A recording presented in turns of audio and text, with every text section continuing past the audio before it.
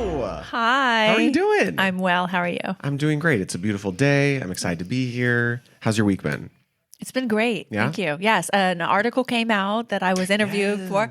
It's Undark, and it's about the professional area in which I work as an attorney. Yeah. And I sort of came out about my personal life in this article. And so my professional colleagues were calling me and emailing and texting. Oh, Ginger. Well, they call me Virginia. As a lawyer, I'm Virginia. Right. But yeah, I've been Ginger all my life. So anyway, that was exciting. It was very How do you feel? exposed. Yeah, and vulnerable? vulnerable. Of Yes. course. But last week we talked about how I will be vulnerable and authentic, which is what we want for this podcast to sort of, lead the way for those of you who are willing to follow the step process of snapping out. Well, I first want to say, if you are interested in reading this article, it is linked below. So check it out. It's a really good read. Thank you. Yeah.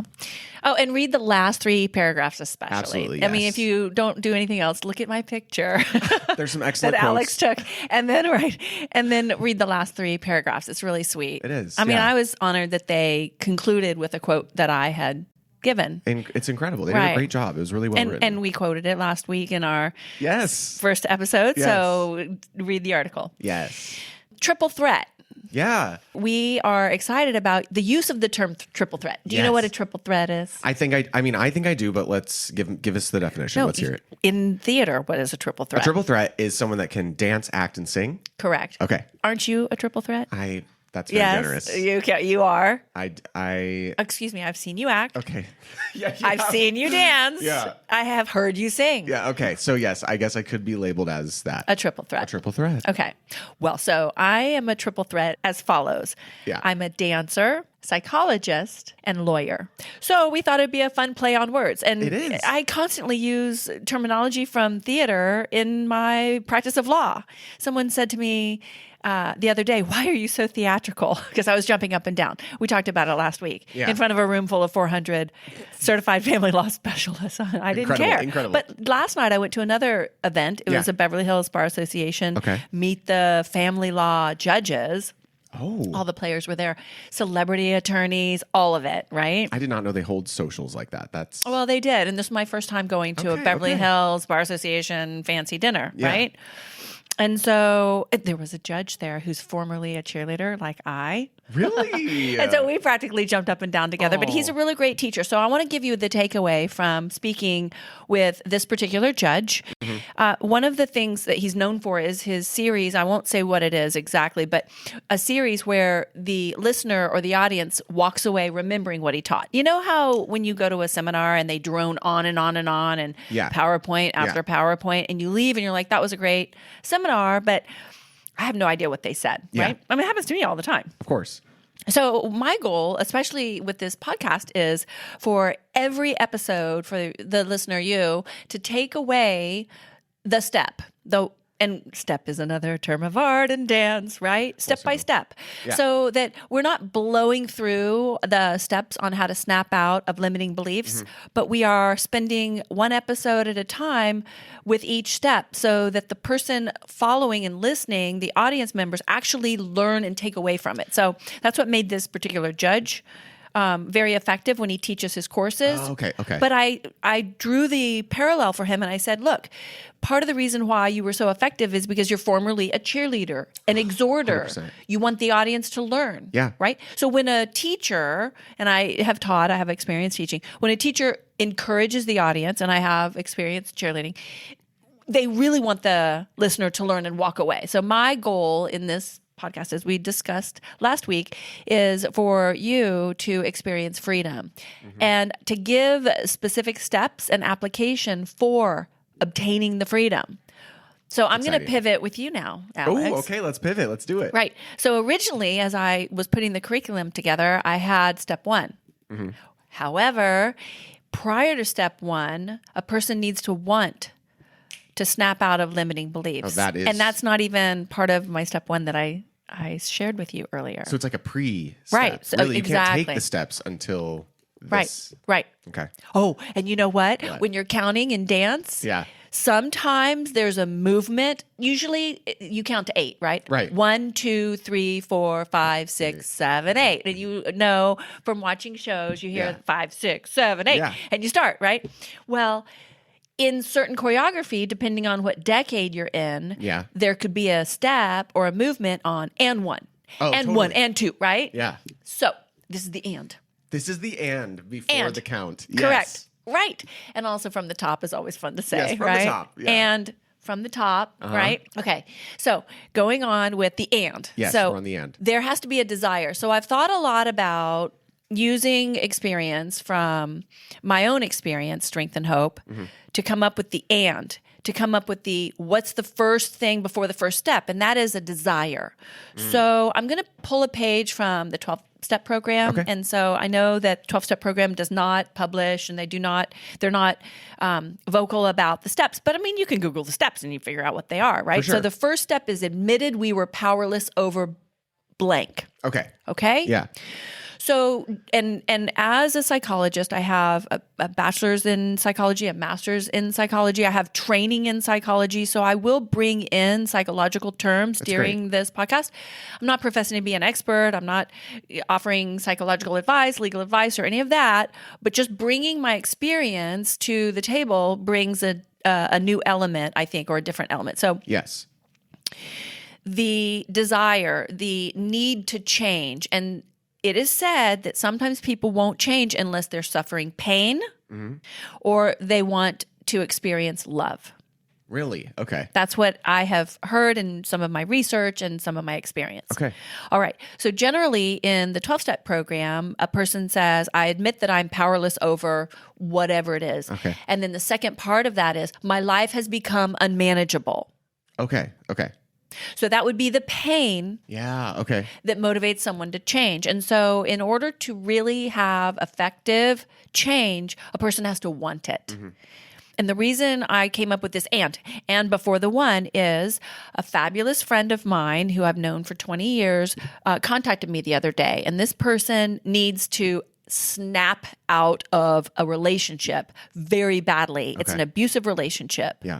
However, and I can certainly give her the steps and encourage her through it, but she's got to want to change. And I said to her, do you want to change? And she wasn't hurting because of his behavior. She was wanting to stay with him. And so there's no way that she can affect change unless she really wants it. Okay. Yeah. And so this is a repeat cycle for her.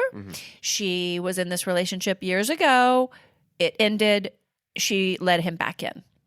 Okay. All right. So the question as to whether she's going to be successful this time is whether or not she truly wants to change, because people cycle in repetitive behaviors that indicate they're in some sort of jail. Correct. Right? Prison. If their mind. Okay. So that's my pivot. And I did take some notes because I want to share also that this is not just a teaching curriculum. Okay. Yeah. This podcast is an interactive podcast. Yeah. So what we're going to be doing is looking at your comments and addressing people's comments or questions. Well, wait a minute. What about this? What about this scenario? Whatever, as we go, because as a teacher, I'm also an encourager or an exhorter. And I want the listener, the viewer, to really have a takeaway, something valuable from this podcast, which makes it a little bit different than others where the person presenting goes through a list of 5 to 7 things. Do this, this, this, this, and this. Well, that's great. And the world moves really fast. Yeah. But let me just take it back to a dance analogy. When you're learning the waltz, you learn step by step, and you have to practice very slowly at the beginning. Sometimes it's frustrating. Yeah. In order to get the step down before you can actually speed up. Yeah. And so in this case, we're dragging out one episode at a time will be this particular step and talking about it and helping the viewer have an ability to apply. Does that make sense? And if I can tie it into dance again, Yes. we will be marking Yes. until the end where we will go full out. That's right. That's right. That's right. That's right. I also want to say, so what you said resonates with me because, as you know, I had shared with you that over a year ago, almost 2 years ago now, I put myself through a really intense self-development program. Yes. Where at the very beginning, there was 12 of us that were in this program. And from the very first day, the creator of this program, the leader of this whole thing said, part of this is you can only stay in the program if you keep up and participate, because that will show that you actually want this. Because you can't have change, like you said, without first really wanting it. That's right. And By the end of the program, there was only 4 of us left. Ooh, that's like law school. Look to your left, totally. Look to your right. They won't be here. That's just true too. So the desire. It's the desire, yeah. Okay, and I always tell my clients when they call me, if you want me to represent you, I'm going to be fighting like a drowning person gasping for air for you to have a relationship with your children, to be able to maintain the blah, blah, blah.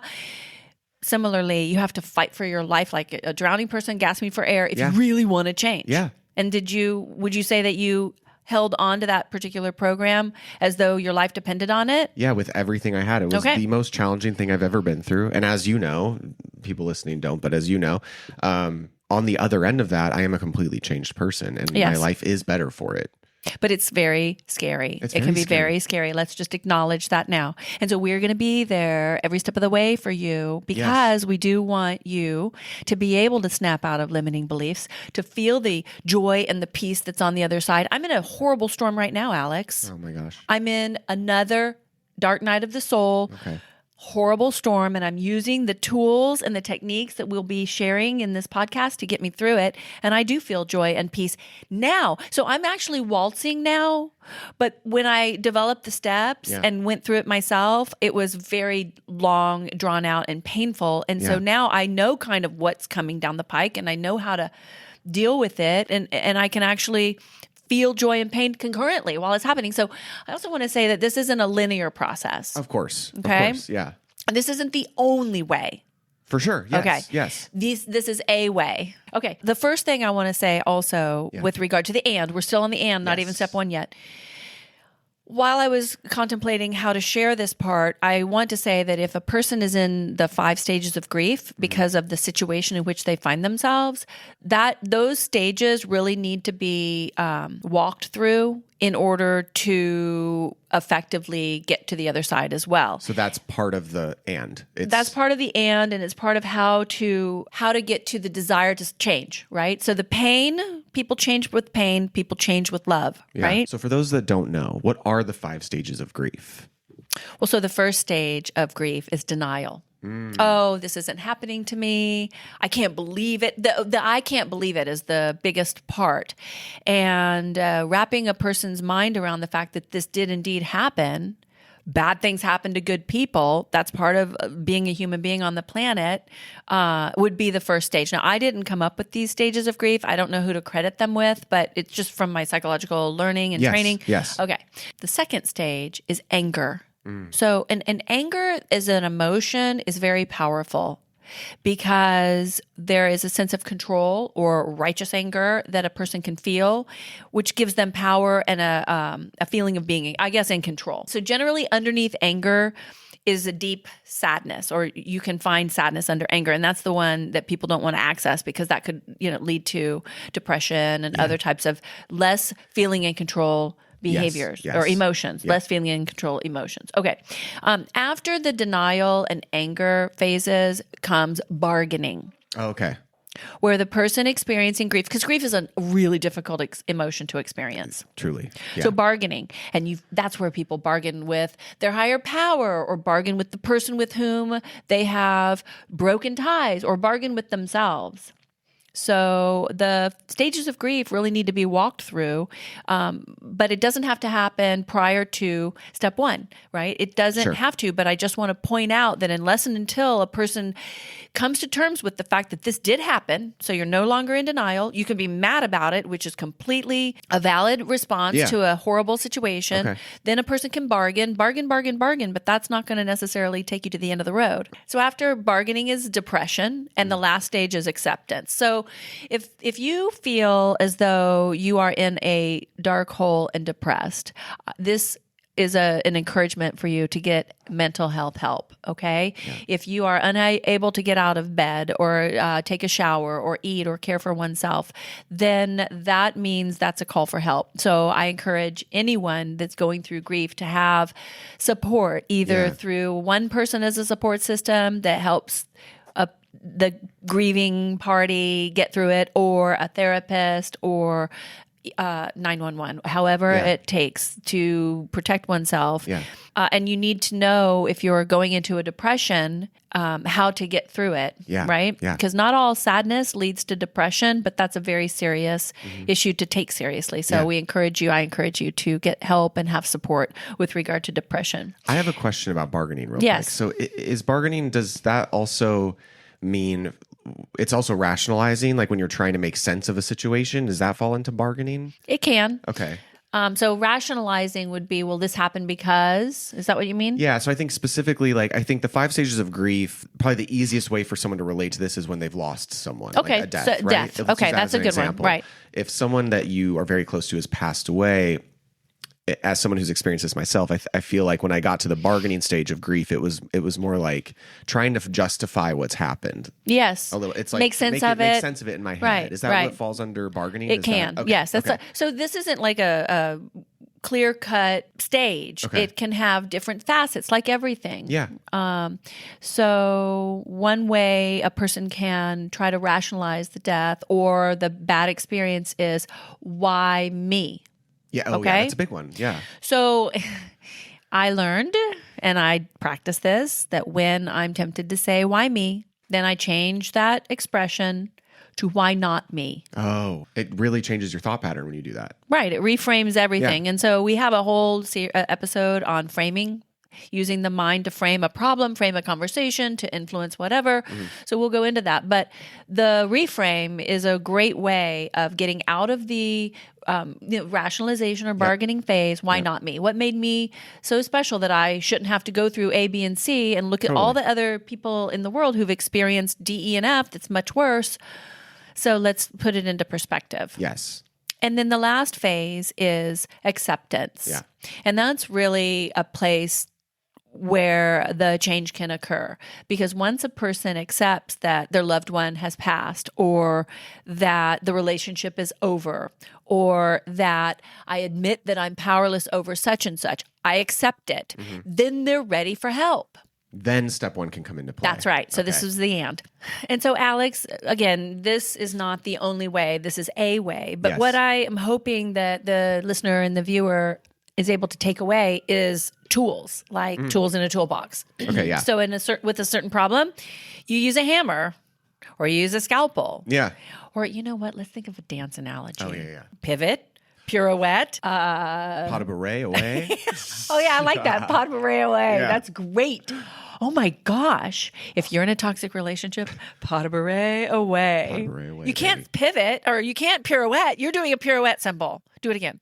Oh, I did this. That's a pirouette. You're right, Okay, a pas de bourrée. I'll show you. We'll do a video of me dancing in a business suit, right? Okay, but I want to go back to once a person has accepted and is willing to admit that they need to change, right? Whatever is the catalyst, make up your mind and do it. Okay, how do you do that? How do you make up your mind?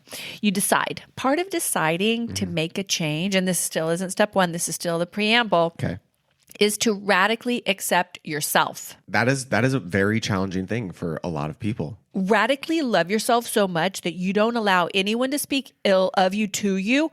You don't let your brain, and we're going to get into identifying false beliefs. That's step 1, by the way. So accepting oneself and loving oneself that there is zero tolerance for any negativity or unforgiveness. Internal or external. Yes. Yeah. That's a big one. It's huge. And I feel like even though I feel like me personally, I'm at a really good spot with language towards myself, but I'm still human. Like I still have moments where I'm like, what were you thinking, Alex? Like, come on. So there's the language that we tell ourselves when we're by ourselves, and then there's the language that we tell ourselves when there's a significant other, because then we have our committee going in our head. So we're going to start with just ourselves. Okay. But then we expand that and widen the lens. Yeah. To, well, what is he thinking about what I'm doing? And I have a story to share about that. Go ahead. I'm glad that we're taking it step by step because there's a lot to cover. And Yeah. Okay, so we talked about the importance of surrounding oneself with support. So Alex, before anyone does anything, they need to have at least one person to help them through it. One person. Okay. I don't want anyone doing this alone. Yeah. An accountability That's all it partner. takes. Yes, if you want to put a label on it. Because accountability partner is stressful. Like, I don't want an accountability partner. Oh my gosh, they're going to be checklisting if I did it right. No, support. Okay, here's what they need to be: a witness. Oh, and that's a legal term. But witness is, okay, so Chase Hughes, shout out to Mr. Hughes, does a fantastic podcast, and some of his material I am going to give credit to him, but we will be talking about throughout this, talks about having a witness to help a person through their emotions. Now, this is a podcast later down the line about identifying emotions and feeling them. But when that time comes, a person needs to witness, be with you. Just be with you. Not accountable and you didn't do this right or whatever, but just sit there. So if you wail or you need someone to pat your head, or put their arms around you, you've got someone. No judgment, no comments, no communication, someone with you, right? And Mr. Hughes calls it a witness. Could be an understudy. Someone that's... Oh, yeah. I love that. Right. I love that. Okay. Then I have an analogy about mountain climbing. Okay, I love an analogy. Hit me. Okay. So let's say you want to climb. Have you seen those movies where someone's climbing a mountain and they get to the top and their like arms are in the air and like, ta-da, they made it. Yep. And they feel so free. Yeah. And they can see with a different perspective. Yes. Well, that's what we're doing. Okay. So when a person snaps out of limiting beliefs and experiences freedom, that feeling of being on a mountaintop. Yeah. Looking at one's kingdom that was conquered is so rewarding. Yeah. And there's joy and there's peace and there's authenticity because you did it. Yeah. Right? Yeah. Okay. So this journey is going to be like climbing a mountain. Okay. Do you know what a Sherpa is?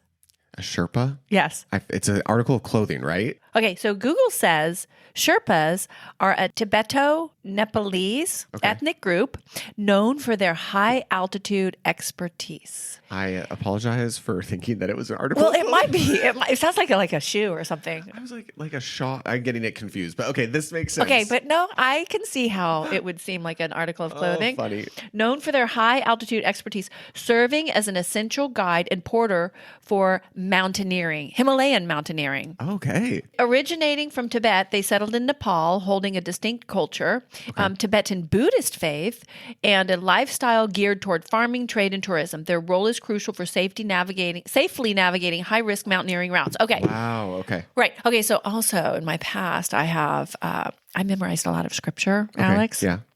And one of my favorite verses is, "He makes my feet as hinds' feet to walk in high places."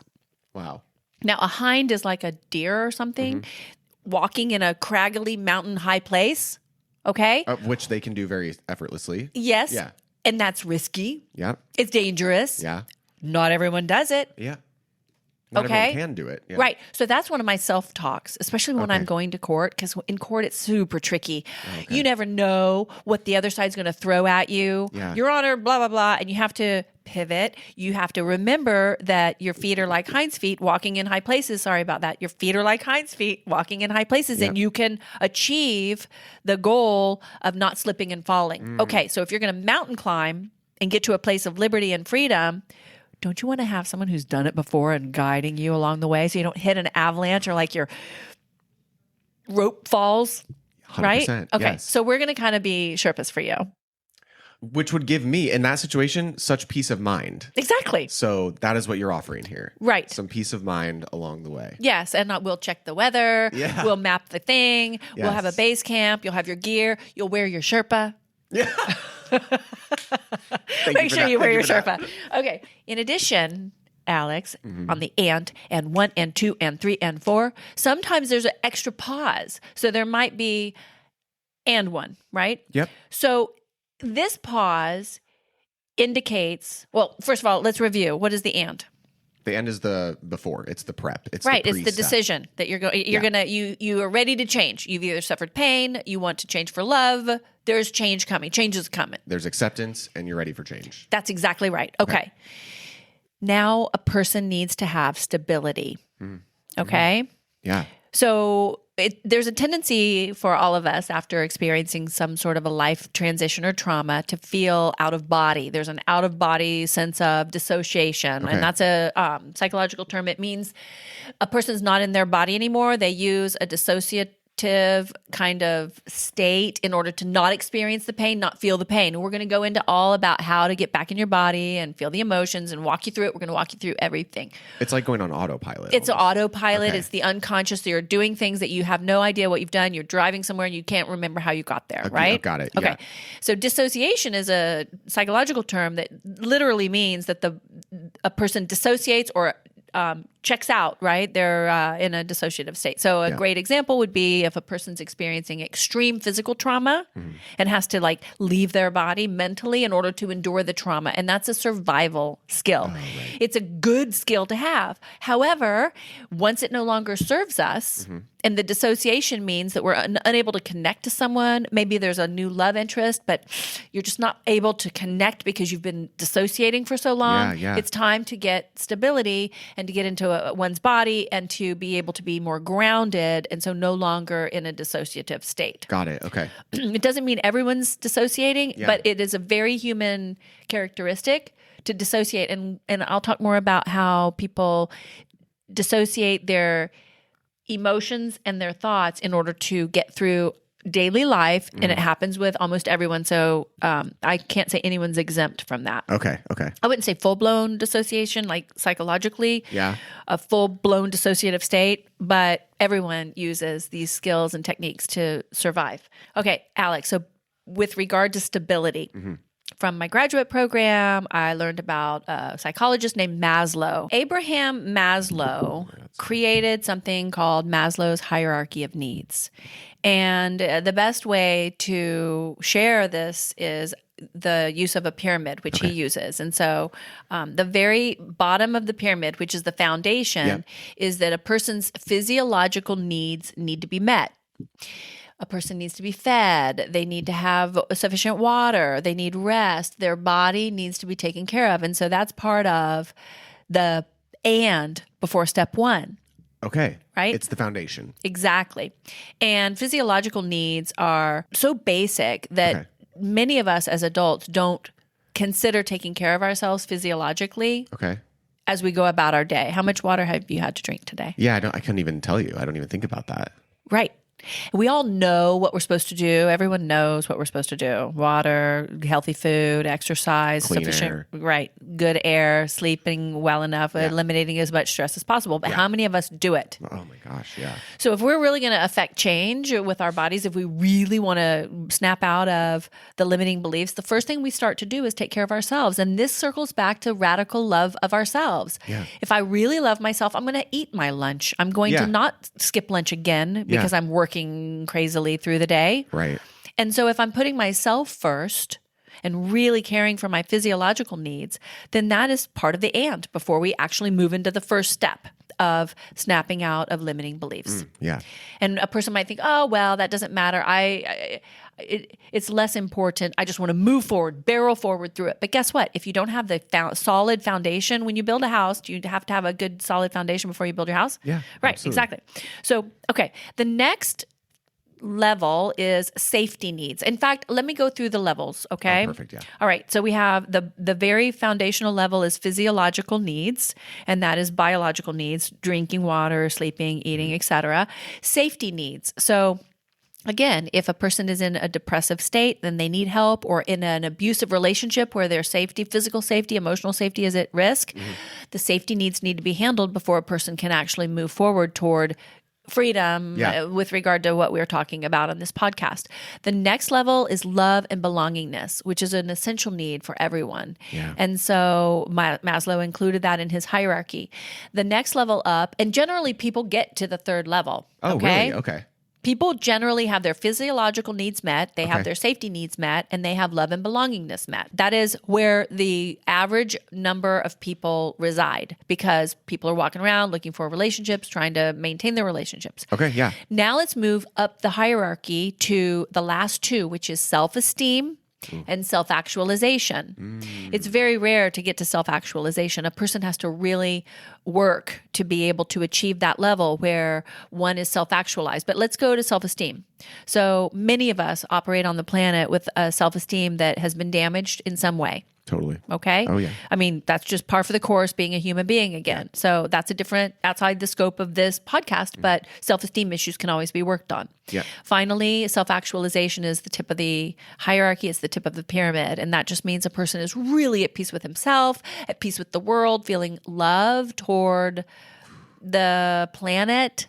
And a lot of religions try to achieve self-actualization through their specific religious process. Okay. Many other types of practitioners try to achieve self-actualization through their process. Okay. We're not doing Maslow's hierarchy of needs, but I bring it up because before you can snap out of limiting beliefs and live in freedom, you need to have your physiological needs met. Okay. You need to be safe, and then we'll move into love and belongingness as part of this podcast. I love that. So also, this style of teaching might be challenging for the viewer. Why? Because this podcast is for adults. I mean, obviously, young people and people who are still young adults are more than welcome to watch it, and we hope that you do, because we want you to live a life of freedom without chains and years and decades of having to break out of those limiting beliefs. But generally, adults want an agenda before they will participate. You can't generally get an adult's attention at the beginning of a presentation unless you set the agenda from the top. From the top. Right, let's take it from the top. Yeah, take it from the top. So I'm going to tell you right now, you don't get an agenda. Okay. So when I taught high school psychology, Yeah. when I taught the Bay Area Psychological Association as an attorney, but I was teaching psychologists in the Bay Area. Yeah. And through all of my teaching, I generally set an agenda with the audience. Okay. In this case, it is so important to me and to us to make sure that the viewer takes something from this podcast of value. Yeah. That we're going to walk through it. And because we're not setting an agenda, since we don't know exactly what questions are going to come in, we can't tell you from point A to point Z how this is going to go down. And I do this with my clients as an attorney. My clients will ask me a question on an area in which I have achieved quite a bit of expertise and wins. Yeah. Many wins. Mostly wins. Okay, yeah. Pretty much all wins. Heck yeah. Yeah. In the particular area. Yes. Okay. Well, what about this? What if this happens? And my answer is, I don't know. Well, how can you not know? Aren't you an expert in this particular area? And yada, yada. And my answer is, well, even though this case is not a game, this process is very much like a chess game. And so while a person knows generally the patterns, how to win a chess game, because you can become a chess master if you know the tens of thousands of patterns that a person can use in order to prevail. While I know the patterns in these particular specific types of cases, I'm not exactly sure what my opposing party is going to do when they move their knight to a specific place on the board. Totally. So then I have to see what they do in order to win the game. Yeah. Okay? So similarly, this podcast is not going to be us just dumping a bunch of information to the viewer. Right. It's going to be an interactive podcast where each episode has audience participation and questions.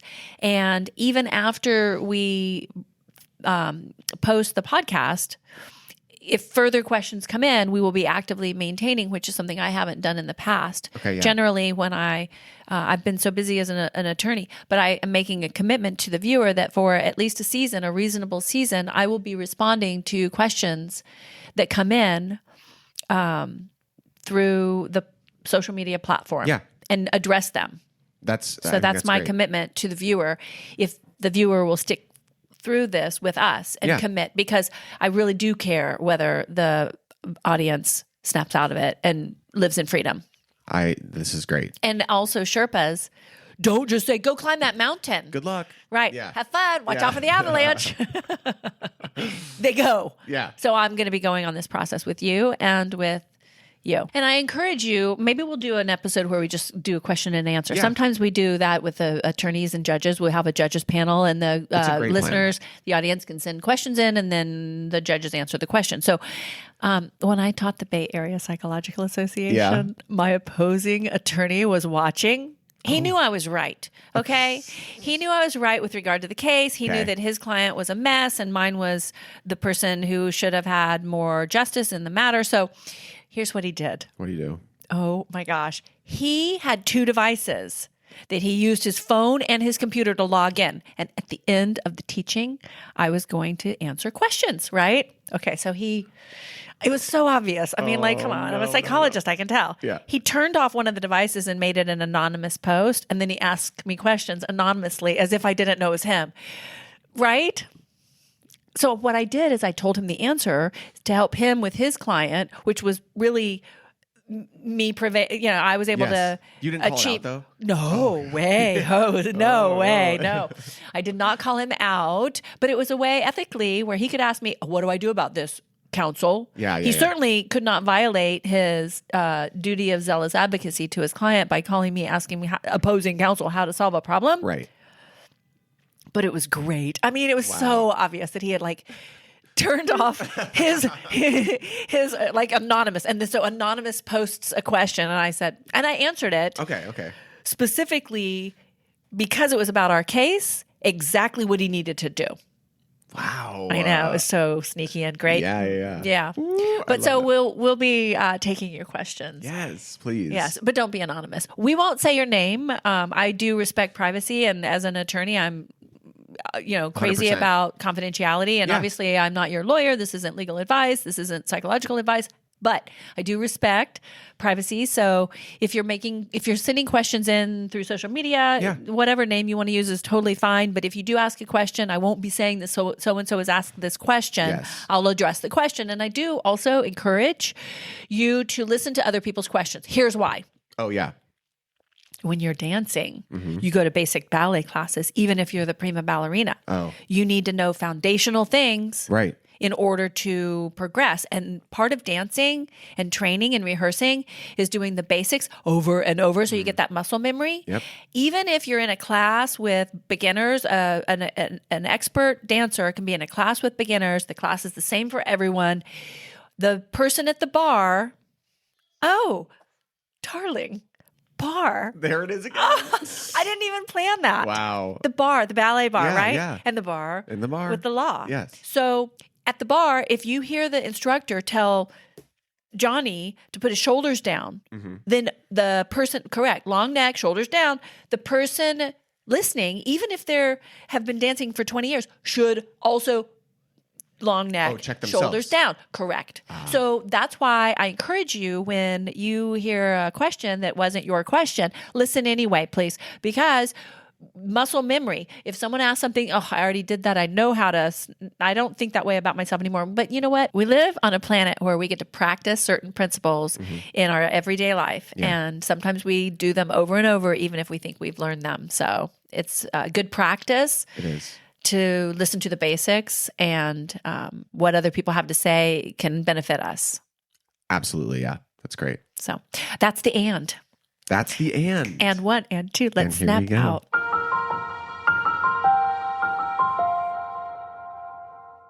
Thank you so much for watching and listening. We're so excited to have you with us. Please send us your questions. There's an email address attached to this podcast. If you're listening on Spotify or Apple Podcasts or any of them, you'll be able to click on our profile and you can send in your questions that way. We'd love to hear from you. We would love if you could rate, review, and share. Yes, and go to gingergriffin.com where you can find all of the content. And I do encourage the step-by-step. Yes. But feel free. I mean, you're free. You are free to enjoy the content however you want. And it's designed to be able to go one step at a time. But if you're already a waltzer, go. Then jump right Twirl. into one. Right. Twirl, baby. Thank you so much, That's a Ginger. wrap. Thank you so much, Ginger. That was great. Thank you, Alex. We'll see you next week. Okay.